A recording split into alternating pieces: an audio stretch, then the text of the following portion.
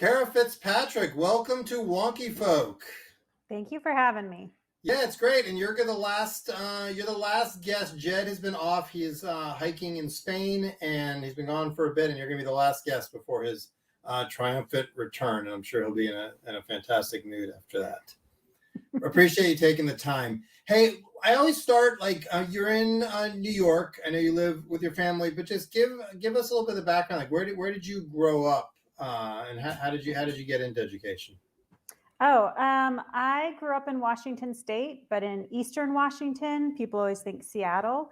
Yeah. Eastern Washington is more like Idaho, not at all like Seattle, very conservative, sort of rural farming a lot. And my mom is a public school teacher, retired now, and my sister is also a teacher in the same district where we grew up. And so I ended up writing about education, but had no interest in being a teacher. So I guess that's kind of how I got into it.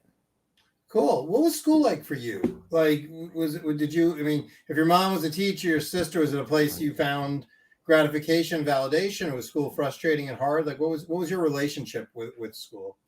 I don't think anyone has ever asked me that. I had a fine relationship with school. The area that we were in, like I said, was somewhat rural. So there were no sort of choices as we would think of them. You know, there's now more schools, but at the time there were like maybe 3 elementary schools, a middle school, or as we called it, a junior high, and then a high school. And so that was it. You know, that was sort of those were your choices, unless maybe you were going to drive a good distance. And so, you know, it was fine. There were things about it that were better and things that were worse, but it was overall fine. I mean, I didn't struggle in school, I guess. Good. So basically you enjoyed it, have good feelings. Yeah. I mean, for the most part, you know, I think I was a smart kid who was somewhat bored sometimes. And for whatever reason, right around my junior and senior year of high school, they got rid of a lot of the AP classes. And so that did not help. But you know. Did they get rid of it because of budget cuts or for policy reasons? Or what was behind that? I actually have no idea, because I wasn't at all plugged into it. I just knew all of a sudden there were fewer honors classes to take, and that had been kind of the track I had been on. But it never was raised as an issue of like, oh, we could send her somewhere else. There was nowhere else to go. So, you know, and my parents didn't have expectations of me leaving for college or doing any of those sorts of things. So it was just like, this is good. This is good enough. And did you leave for college? Were they shocked at that?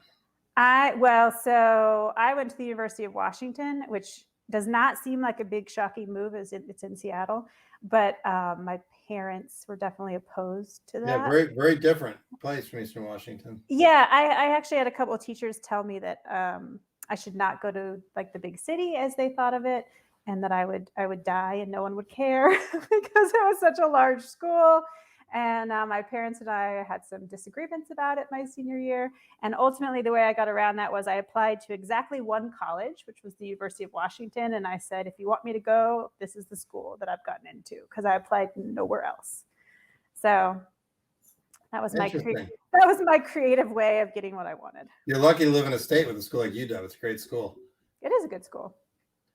Okay, that's interesting. I always ask people that because I find in the sector, and this is a bit of a gross overgeneralization, there's certainly exceptions, but in general, like, you find people who either they really love school and they found like a lot of validation there, and that's why they work in education, because it's an area they've always felt good, or they really didn't like it for whatever reason. They felt, you know, excluded or marginalized, or they really struggled, they weren't good at it, and so like they're in this career because they're trying to fix it, and they're like trying to change it so others don't have that experience. And people often, I find, fall in those 2 broad buckets. You do get some people who are just like, but they're more rare. I was gonna say I might be in the bucket. That's good. You're rare. That's what we have here. So we could talk about your biography all afternoon, but the reason we've got you here is because you have a new book out, The Death of Public School, which sounds ominous. And so I figure we better have you on because that sounds very serious. I have a friend who lives in Mexico, actually, and she had a hard time, getting the book to Mexico. And then she showed it to her daughter, who's in elementary school, and she said, "Is it a scary book?" So Well, let's start there. You tell me. Is it a scary book? I mean, it's kind of on point, right? Halloween is tomorrow. No, I mean, I think it has a provocative title. It's not actually what the original title was, but I kind of Okay, went hang back. on. I got to pause you there. So this is always it. What did you want to call it? Well, okay, so the original title that I sort of sold the book proposal with was The Unholy Alliance or Unholy Alliance, which is a Polly Williams quote. It ends up being a couple of Yeah. chapter titles, and I just really liked that Polly Williams quote because I thought it spoke to so many different sort of political weird alliances in school choice. But for selling a book to audiences that aren't familiar with the subject, it could be anything, So the conversation we had was it could be a history of like the Catholic Church, it could be some kind of Roman Empire thing. It didn't say Because education. apparently we all do think about the Roman Empire a lot. Yes, that's a thing right now. So so yeah, it didn't necessarily make a ton of sense as jumping out about education. And then a lot of people don't also know what school choice is. And so that was in the subtitle. And so, so we kind of had this conversation where we went around in circles about ultimately, what is this about?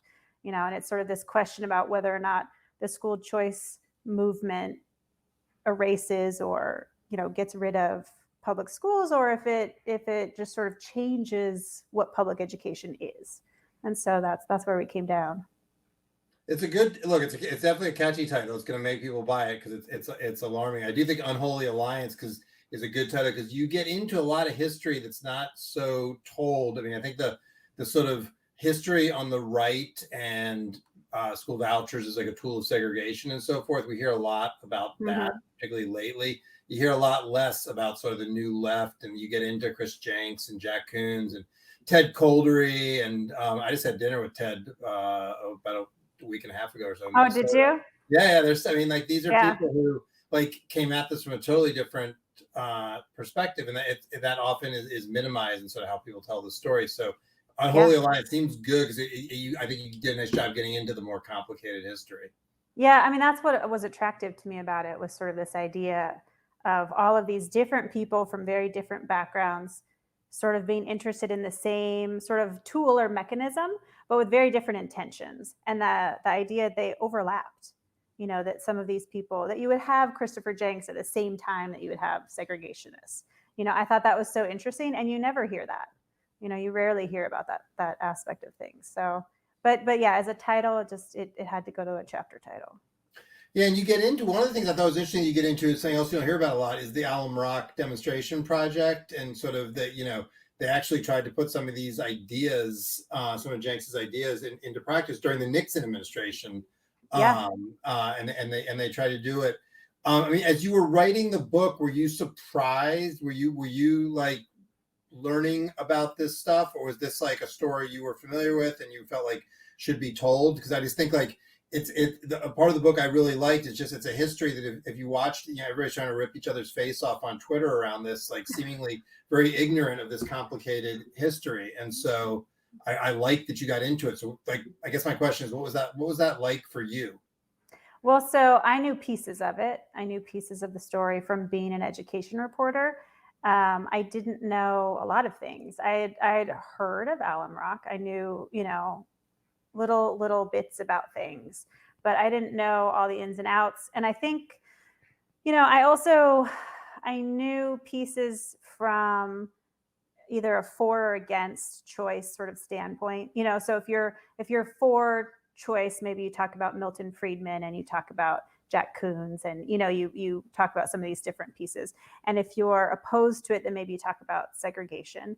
And I just was interested in how those things actually fit together. Like, how are those both true at the same time, and how do they overlap? And I didn't know some of those pieces. I feel like when you're an education reporter, you sort of know the stuff that affects what you're writing about. So I knew Florida's story pretty well because I worked in Florida for a long time. I grew up in Washington State, so I knew that we really didn't have, hardly any school choice to speak of, a few charter schools now, and that's been contested in the courts.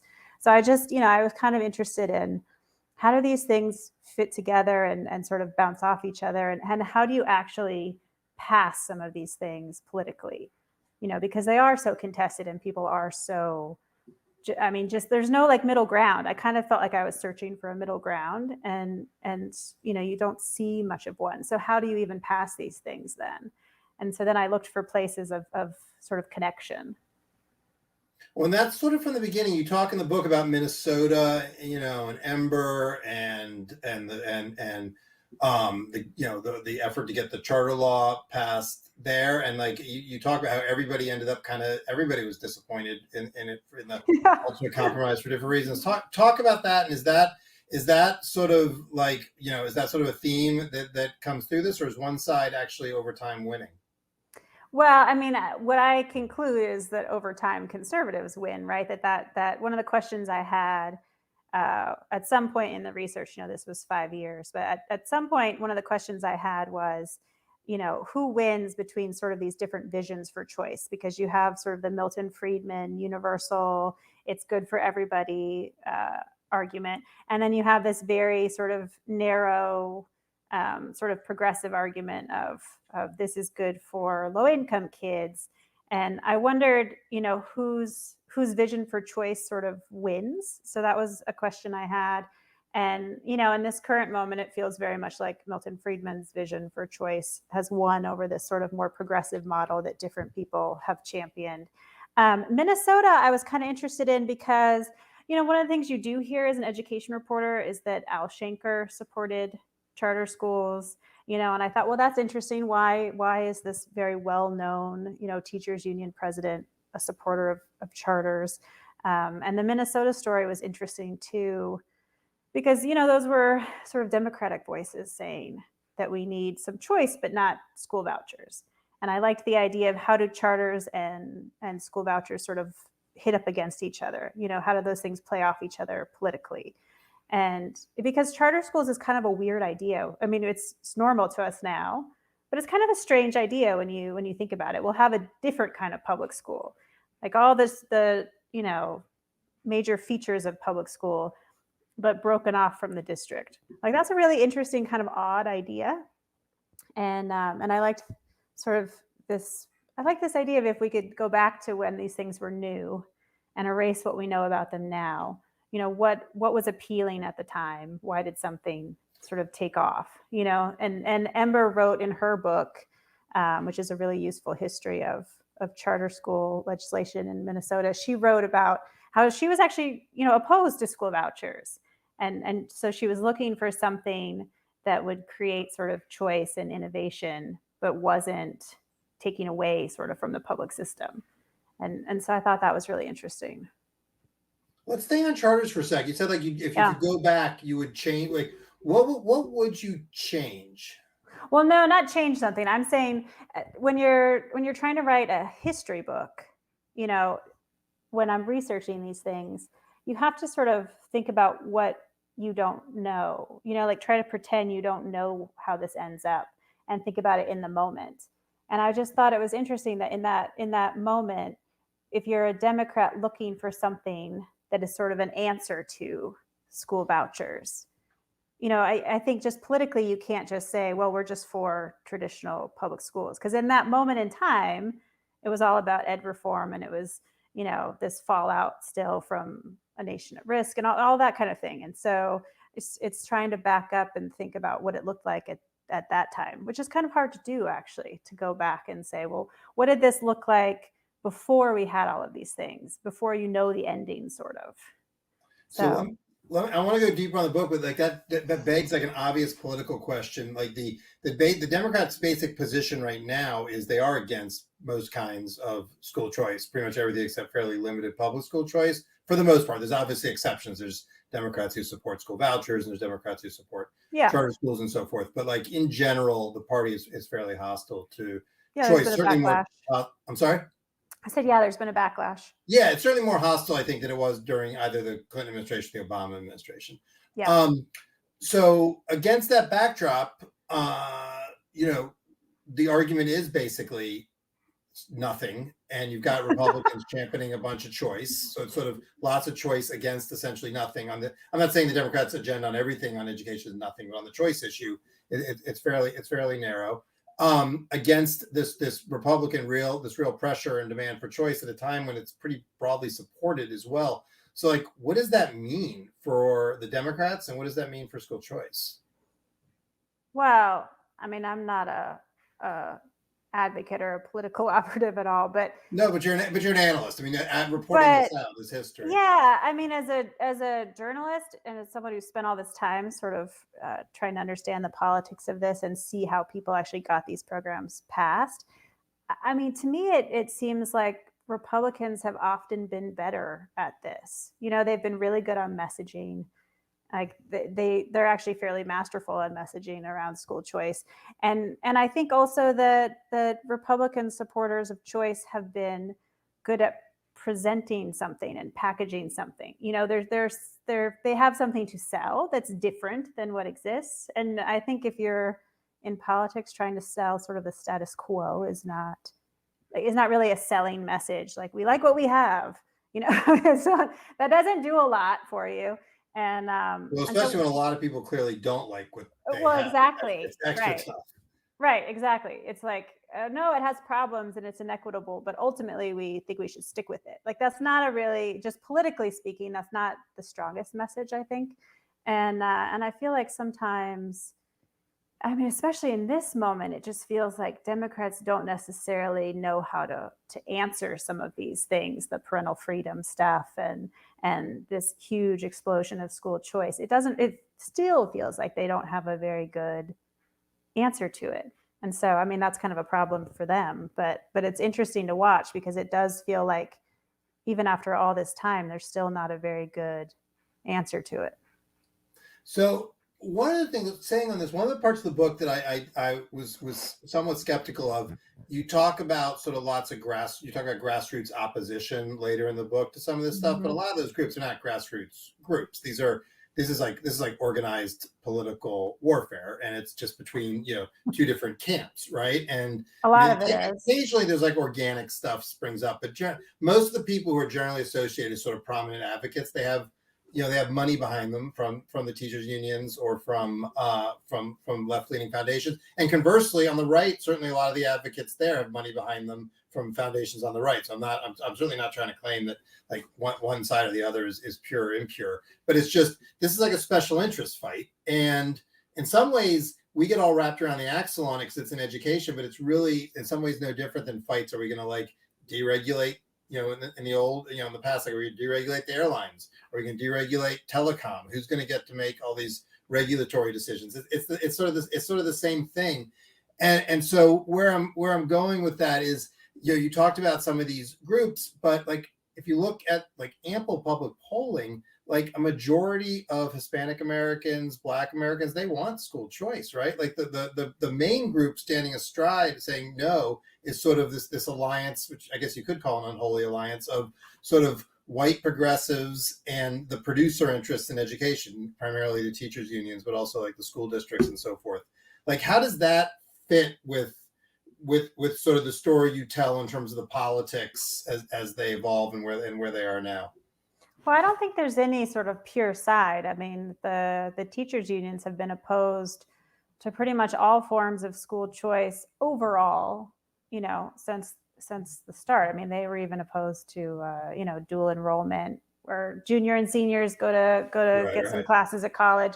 I mean, I think they've generally been opposed to anything that was outside of school districts. So that's a lot of things. Except we have to pause to give credit to Shanker, right? Because he's one of those, like, I'm not on everything, and I think he failed to reform the union the way he wanted to, but like, he's one of those people you can read stuff he wrote and you read it to people and they just immediately assume it's like some conservative Republican saying it, and you can like take off. You're like, that was Al Shanker.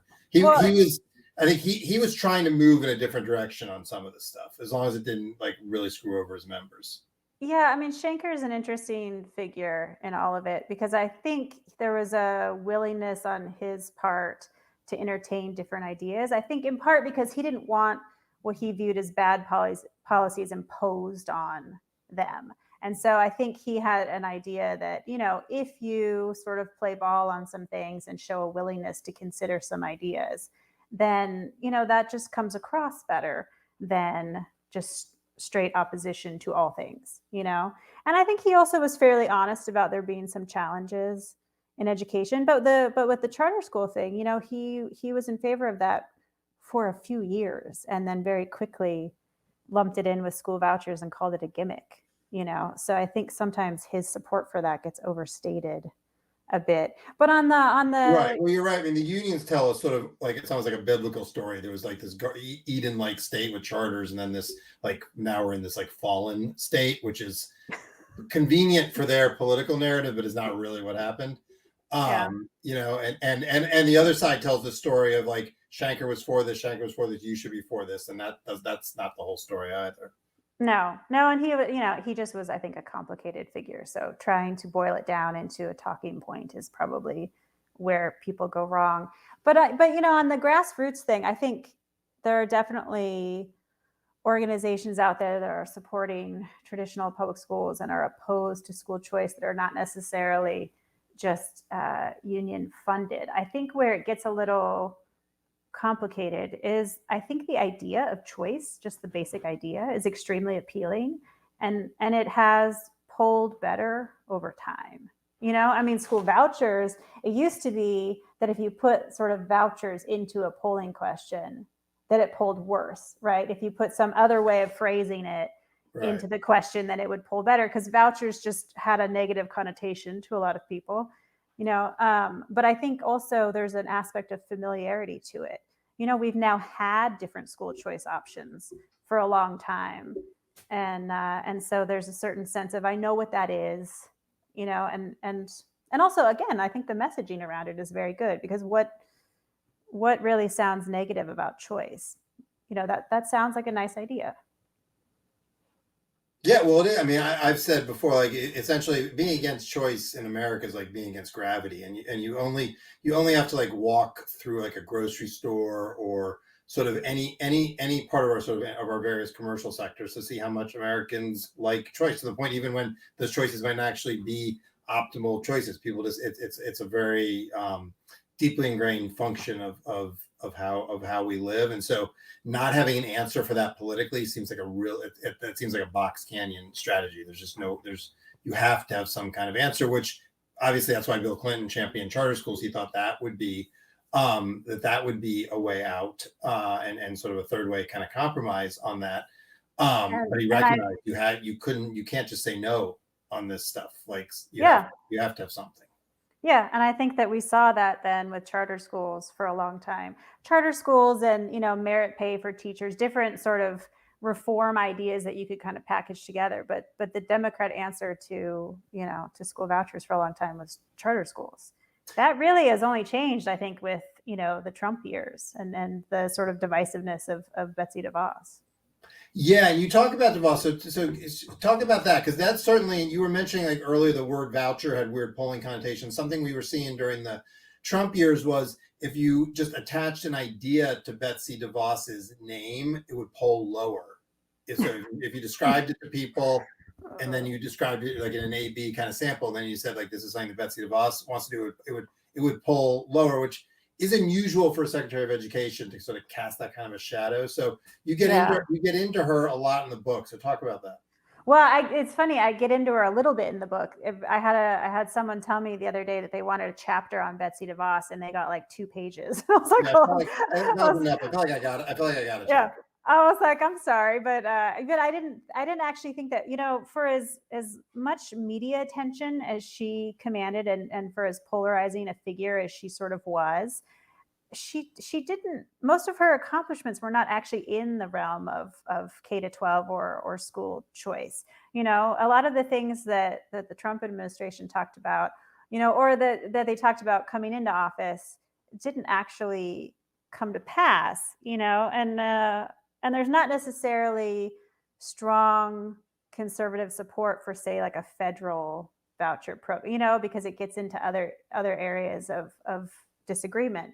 And so what I liked was this thing where she visited Milwaukee and she sort of called back to the history, and she called back Right. to You probably Polly Williams. she quoted Polly Williams. Yeah, exactly. Yeah, I liked that moment because one, she kind of gave this speech where she talked about what the future of public education was through the lens of school choice. And I thought, I mean, speaking to the polarization of the issue, you either are going to read that and think, oh my gosh, this is awful, or you're going to read that and think, actually, that sounds pretty good.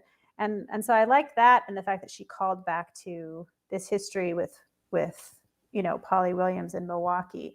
But ultimately, I didn't think that she necessarily needed a whole chapter. I didn't feel like she was a very effective sort of voice for choice in her career. But as education secretary, I mean, people really, really reacted strongly to her in such a way that I think it caused a lot of the backlash with charter school. Like anything that you could, I mean, as you said, anything that you could sort of attach her to for a certain group of people, that was okay, then we don't want that. And yeah, so no, it's interesting because she did, and to her credit, like, I mean, she did a lot of work on school choice, and to her credit, she took some tough stands at times that went against some of these ideas around like universal vouchers and so forth, like earlier in her career, and she wanted to make sure these things were targeted and were going to help underprivileged kids, and that's all been sort of, all of that has just been sort of erased. Yeah, I mean, I think that it's interesting because how many education secretaries in the past do you think very many people could even name? And it's interesting that she commanded that sort of attention. Just that it would have any kind of effect really is sort of in itself interesting. But that I think was also just sort of the Trump effect. I mean, not even just DeVos. I think that was a lot the Trump effect. So something you say early in the book that kind of relates to this is you talk about it's a quote from Jeb Bush, the former Florida governor and very very high profile education advocate. And Jeb says something like, I forget the exact quote, but you basically are like, this was the vision for vouchers and school choice all along: start small and expand. Yeah, he was asked in an interview at the Tampa Bay Times. Basically, it was I don't remember the exact question, but it was something along the lines of sort of how did this all come to be? And he basically said that you start small and expand, which is actually how pretty much all school choice programs have been passed. And it's sort of interesting because the critics of them said from the start that you're going to start with low-income kids, or you're going to start with this, cap on enrollment, and then you're going to go, it's just going to be the start of this. It's going to go somewhere else. And so I thought, and when I listened to that interview, I thought, well, that actually is kind of the whole sort of political strategy that's been extremely effective. Because my question for you on that reason one reason that jumped out at me is like that's true, but that's how like all policy. I mean, like Social Security started with pensions for widows and orphans, right? And then expanded into a broader social insurance program. We started, Medicare and Medicaid started in more targeted ways and subsequently expanded. Like almost any policy domain, that's how you start. You start, with various kinds of tax credits for different, like you start small and you try to, and then advocates get a toehold and you try to get it bigger. So yeah. I was surprised that like you were like that this was somehow like that strikes me as that's just like that's like what you do if you're an advocate for a particular policy, whether you're left, right, or center. Yeah, no, I mean, I think that's because why would that, that makes sense in a lot of ways. Like you're not going to oppose something that's small and experimental and this is a pilot and we're going to try this out. And then, but I don't know that that's necessarily been as true in education. There are things that people have said, we're going to try this, and then it kind of has gone away. I mean, you just think about all of the big ed reform things that were just like dominant in the coverage earlier when earlier in my career, but merit pay and the VAM stuff like that. For a little while as a reporter, I was just consumed with this stuff in Florida, and it's not really what we're talking about anymore. It's sort of interesting. And in some ways that's like, that kind of makes the point, because those things, they didn't start and iterate, they jumped. We went from like basically evaluating no teachers to deciding we're going to evaluate all of them, including in the majority of subjects and grades that aren't even assessed. And so like it fell under its own pressure. And then, even before you got to all the, it was technically incredibly difficult before you even got to all the political stuff. So I feel like things that generally succeed and become embedded as features of American life, and I think you can argue school choice is probably a feature of American life now. It's so broad. Like they tend to start small, and then they just sort of grow and expand.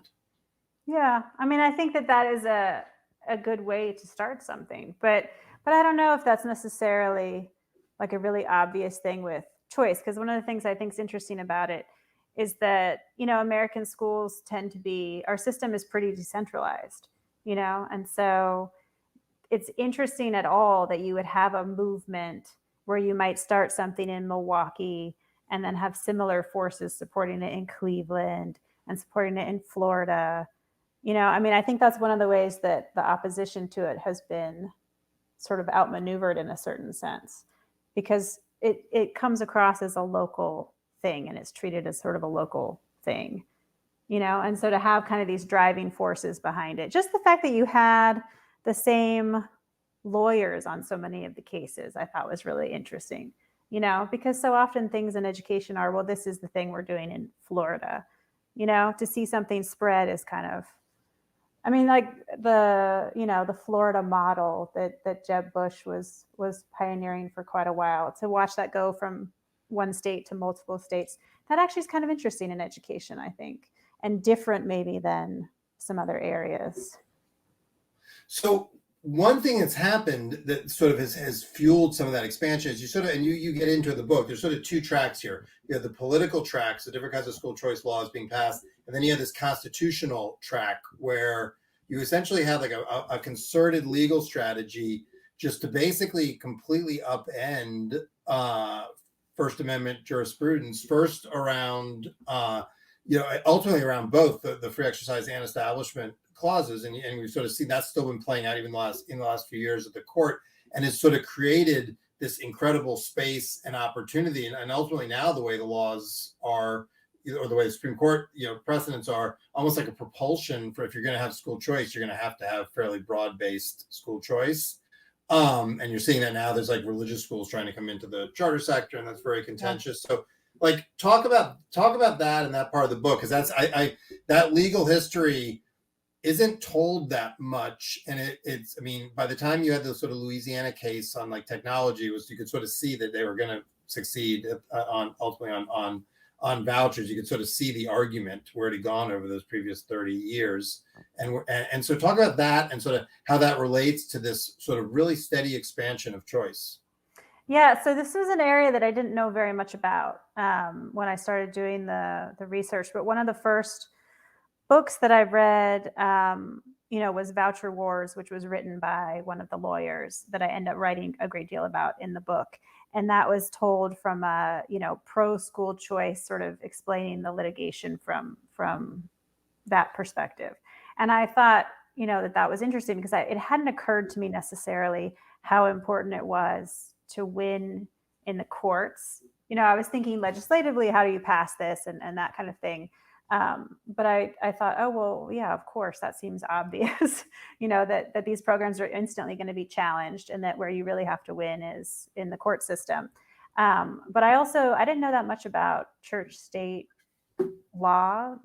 I thought that was a somewhat clear cut thing. And so I thought it was interesting actually how murky it was. And so I ended up getting really interested in that. And then, probably to the point where I was like, well, this is not anything that people are going to read because to understand it, it gets at such a, it's like so in the weeds to understand and parse out these different cases and why one is building on the other and why they're important. And so, I was kind of presented with this challenge of feeling like this is extremely important and should be part of the history. And also, how do you get people to sort of read through this? Because I think if you do understand that all of these precedents, then when something like Carson versus Makin happens, then you understand. And say what Carson Makin is, the main case, what it was about. Yeah, I mean, it's the most recent case where the courts basically have said, that not only are school vouchers okay, which is what Zellman was in 2002, but that, if you're going to provide sort of public benefits to secular private schools, that you have to also provide it to religious private schools. Otherwise, it's this issue of religious discrimination. That's and it was based on these in more rural places where you sometimes have these tuition assistance programs to give people a broader range of choices, because there's just a low density of public schools and schools overall. Yeah. Sort of like where I grew up, really. Right, and it was challenged because it was not they didn't include sectarian schools, and you had to. Yeah, and you have families who are saying, "Why can't I enroll my kid in a religious school when I can enroll them in this other private school?" Right. Which is an interesting question. But there's 30 some years, of cases that sort of lead up to that point, and so I was sort of trying to unravel that and understand the different ways that they sort of argued those cases, because for a long time it was just Establishment Clause arguments, and now it's sort of more on this issue of religious discrimination and free exercise and the tension between those two things. But one of the things I thought was really interesting was going way back, where I started the book in the 50s. I thought it was really interesting that at that point in time, and really up until 70s, 80s, there was this sense that the court was not at all going to allow any kind of really public support for private education. There was a big movement around Catholic schools, because Catholic school enrollment was declining, schools were closing, and there was some interest from lawmakers in different places to try to help those institutions. And really the courts were like, yeah, no, I think that Catholic schools provide this public service, and they're good schools, but ultimately it's advancing religion. We can't do it. And so to see that evolve over time to now where it's like, no, you have to give support to those institutions or you're discriminated against them. That's quite a journey, actually. And so I was really interested in that. It really is. Yeah, I mean, it's really kind of stunning. It literally turned on its head. And I don't know that the rhetoric has caught up. Being something I notice, and maybe this is just more like social media debate, but you hear a lot of people still talk about like the separation of church and state and education and this high wall. And like you used to hear that even when like you had Title I services being provided in parochial schools and all of that. You still heard that, and it was like, well, the wall's already been kind of penetrated to some extent. But you still hear it now, and it's like a fairly settled issue, it seems. Yeah. Well, and the thing I thought was interesting when Carson versus Makin happened, was that I'm not even just the Twitter debates, but some of the news coverage even was like, oh, this is this crazy thing that has occurred under sort of the Roberts court. And I was like, not really though, guys. Like right. That's actually, that's actually something that's been kind of a slow journey over several decades, really. I mean, Rehnquist's court started moving in that direction and sort of, carving the path. Right.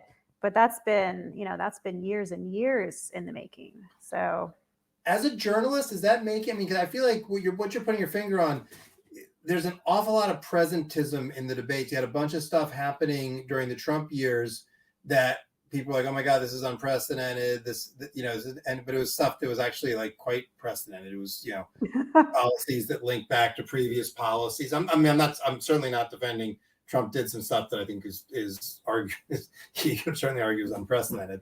But just on education, people would get spun up about stuff, and you're like, none of this is really new.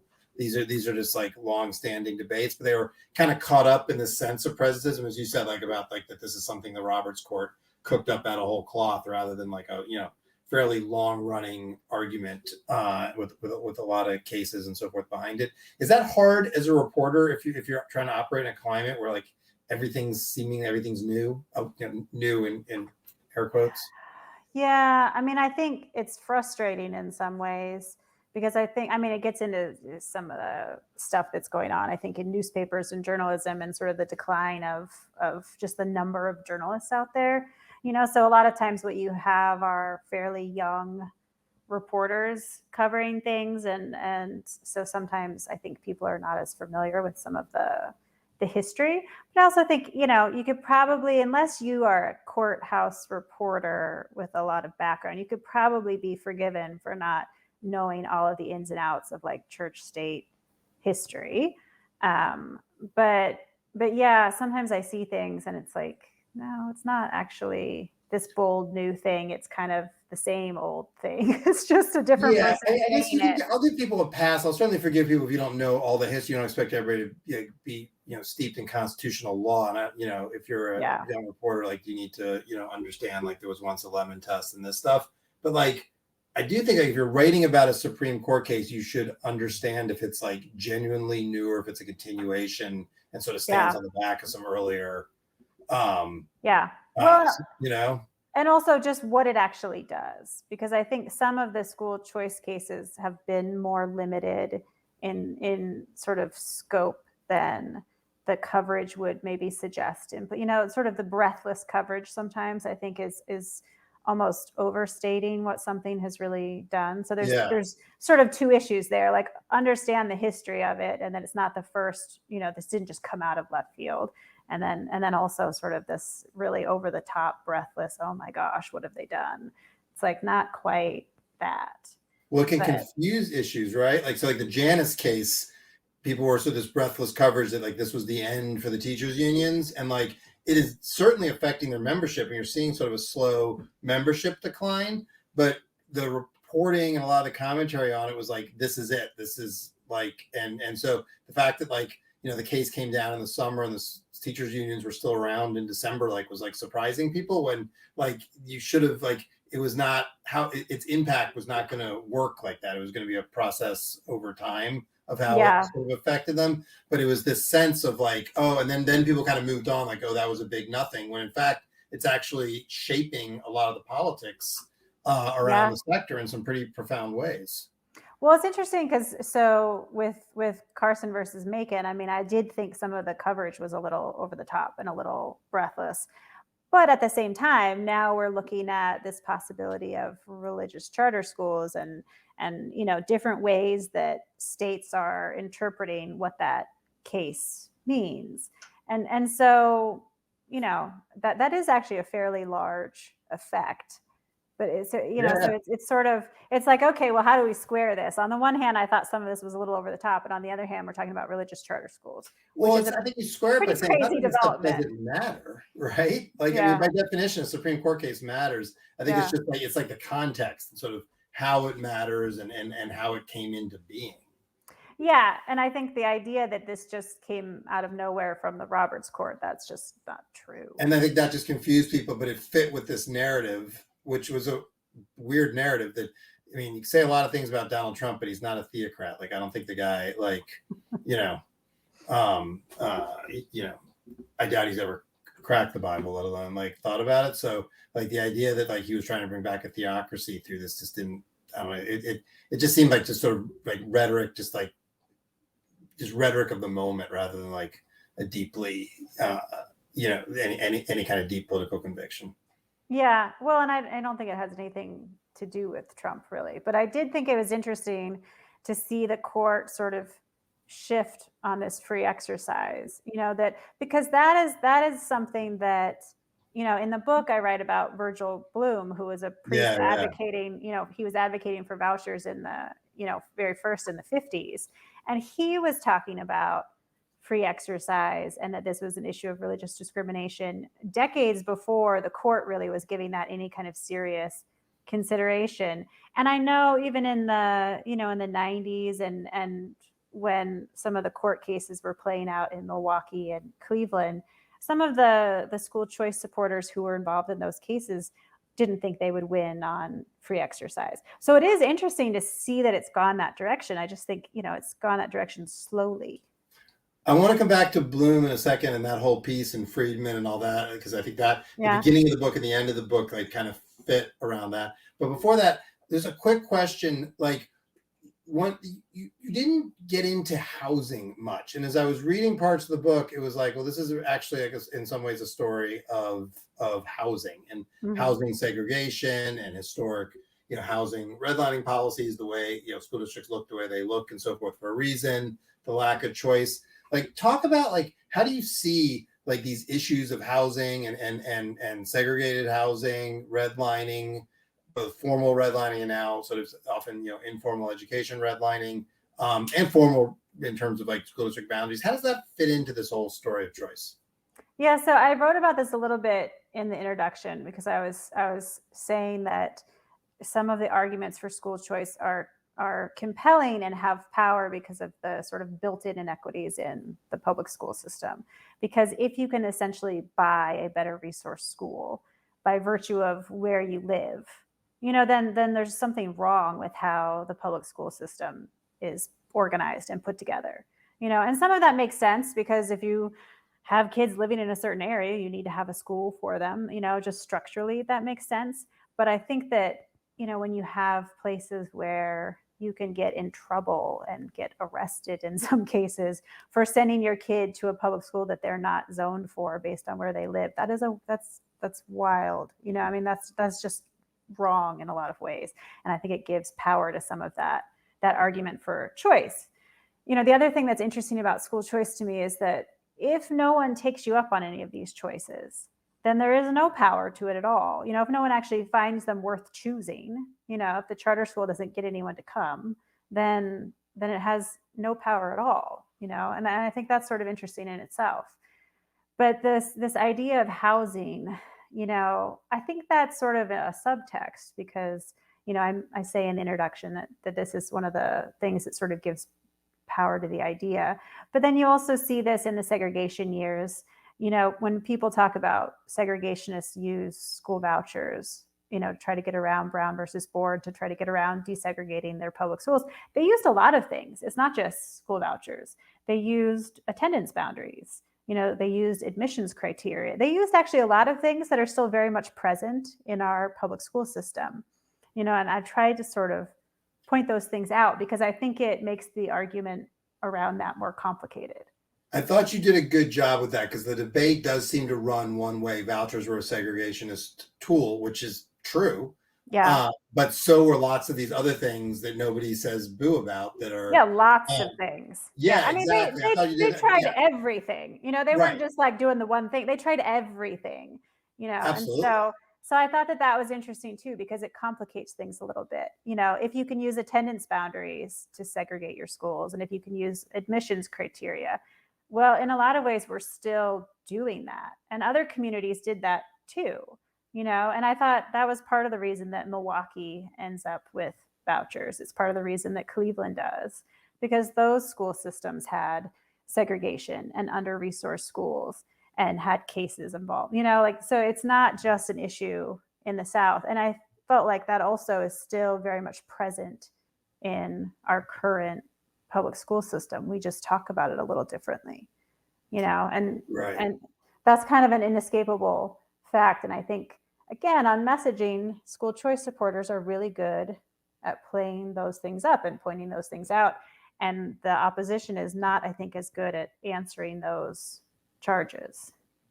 Well, I think they're not as good at answering them because they don't. There's not a coherent argument there. You sort of can't be for equity and against sort of structural racism or the present day contemporary effects of historic racism and not have something pretty profound to say about the public schools and everything you just said. Like if you have means, you can buy your way out of it and so forth. So I think that intellectually they're sort of stuck in that box canyon and sort of haven't figured out a way. And that's why I think school choice supporters, have the upper hand.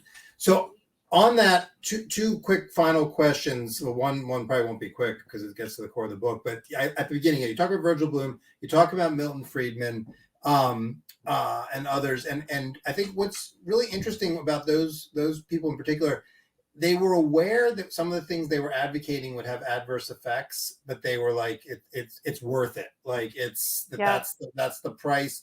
Like, you know, they were sort of comfortable with those trade-offs at a pretty profound level. Yeah, I mean, I think Milton Friedman's interesting because he was just very honest about it. You know, I mean, he thought that there should be fewer public schools.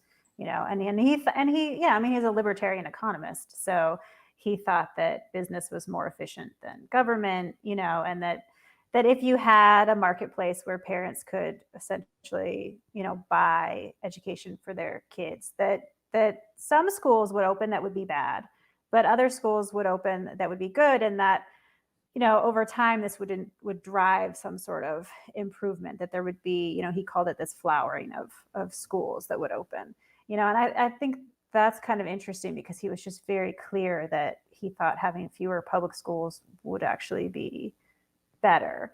And he also, he exchanged letters with Virgil Bloom as two people who supported school vouchers around the same time, but with different sort of intentions for him. And he was honest with Bloom too, in saying, this might actually not be good for Catholic schools because you'll have different competitors. And I thought that was sort of interesting, that he wasn't necessarily like, hey, let's get together as voucher supporters. He was like, I've got to tell you, this might not be good for your interests. I just thought that was sort of interesting. Yeah, no, I interviewed him once about this. He was maddeningly, sometimes I'll pronounce that, maddeningly consistent. And in a like, whether you agree with him or not on many things, I didn't, but just admirably consistent. Most people try to fuzzy up the dark undersides of some of the policies they support, right? And that's not a right left statement. That's everyone. That's politics, yeah. And yeah, exactly. But he just very forthright and kind of leaned into them. Yeah, I thought he was a fascinating guy because he just was committed to what he believed, and he wasn't necessarily trying to convince you in a sort of slick political way. He thought this is better, and my argument makes more sense than yours. And he just, he enjoyed debating, but ultimately he didn't change his mind. He didn't, he didn't like some of the first school voucher programs because they were only for low-income children, and he thought if it's good for one kid, it's good for all kids. This isn't. I just thought he was such an interesting guy that 50 years later, he still basically believed the same thing. But there are people like Jack Koons he thinks Friedman set school choice back decades because it got tied up in the free to choose frame in the TV show and became, and so Jack feels like if you had the more progressive orientation on it, that it would have got a lot further, and you wouldn't have some of the left-right politics that you have right now. I don't know. Not to disagree with Jack Koons, who's a lovely person who talked to me after. He is a lovely. Yes, he's a lovely guy who took my call after he had actually been seriously injured, and I was like, "Why are you calling me back?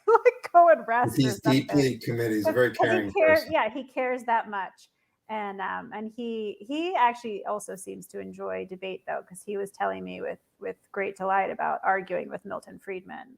They were at Chicago together, and there wasn't a lot of love lost there for a while. Yeah, I thought that was kind of fun. Some of the points of where people would agree about sort of the idea that we need this thing, but not how you would implement it. I'm a nerd, but I thought that was super fun. To see some of those things.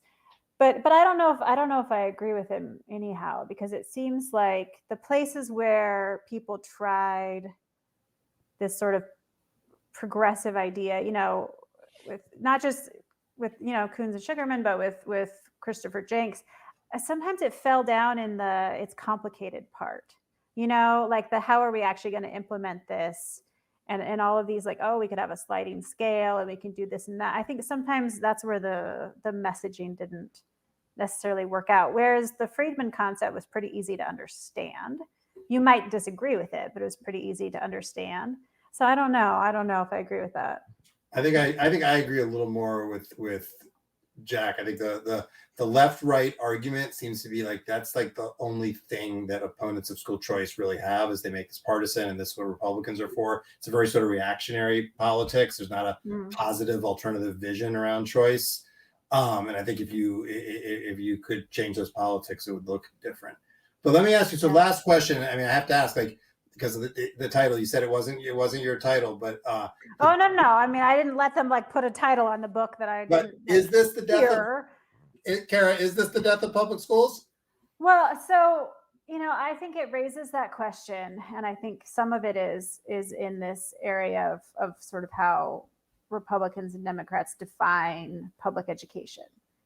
Because I think right now what Florida is doing, I visited a micro school a week ago, And what Florida is doing is, you could say it's public education. They're putting a lot of public dollars into paying for all of these different things, but it's not public school, right? That micro school I went to, 80% of the kids had state dollars to go there.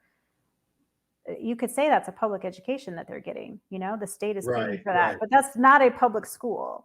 And so I meant it kind of to be more profound than just enrollment numbers and, that the public school system is in like a death spiral. But I think the fact that we are now in this place where you can talk about Florida having such a different model of what could be called public education than like where I grew up in Washington, that to me is a profound change from, when Milton Friedman first started talking about it in 1955.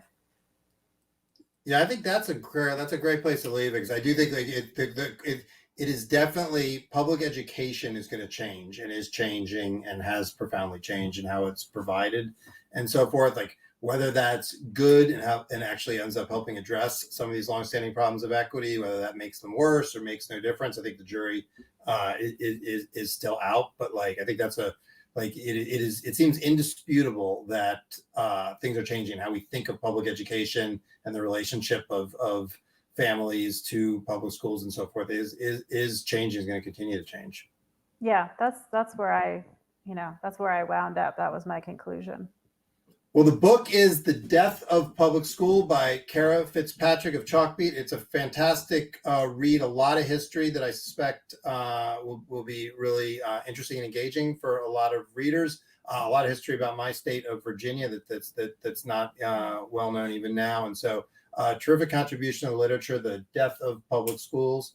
Thank you, Cara, for taking some time with WonkyFolk. Thanks for having me.